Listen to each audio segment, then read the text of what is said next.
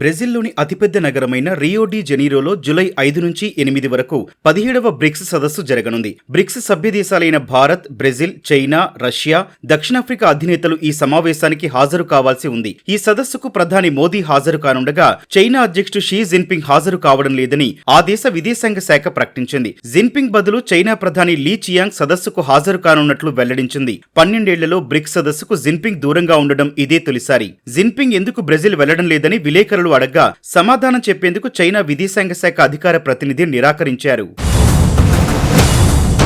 మే 21 నుంచి జూన్ 5 వరకు కనిపించకుండా పోయిన చైనా అధ్యక్షుడు షీ జిన్పింగ్ తాజాగా బ్రిక్స్ సదస్సు కూడా దూరం కావడం అనేక అనుమానాలకు తావిస్తోంది. సాధారణంగా చైనా అధ్యక్షుడు కనిపించకుండా పోవడం నాయకత్వ మార్పునకు సంకేతమని కొన్ని నిఘా సంస్థలు అంచనా వేస్తున్నాయి. గతంలో కూడా అధ్యక్షులు మారినప్పుడు అంతకుముందు ఉన్నవారు కొన్ని రోజులుగా కనిపించలేదని నిఘా సంస్థలు చెబుతున్నాయి. జిన్పింగ్ కనిపించకుండా పోయిన రోజుల్లో చైనా పీపుల్స్ డైలీ పత్రికలో ఆయన గురించి చిన్న వార్త కూడా కనిపించలేదు. సాధారణంగా పీపుల్స్ డైలీ ప్రతిరోజు జిన్పింగ్ చిత్రం లేకుండా వార్తలు ప్రచురించదు. ఇదే సమయంలో జిన్పింగ్ భద్రతను సగానికి తగ్గించినట్లు సమాచారం. జిన్పింగ్ తండ్రి సమాధి అధికారిక హోదాను కోల్పోయిందని తెలుస్తోంది. ఇది కూడా జిన్పింగ్ ను మార్పునకు మరో సంకేతంగా నిఘా సంస్థలు భావిస్తున్నాయి. కొందరు చైనా ప్రొఫెసర్లు బాహటంగా అధ్యక్షుని విమర్శించడం కూడా చాలా అరుదైన విషయమని చెబుతున్నాయి.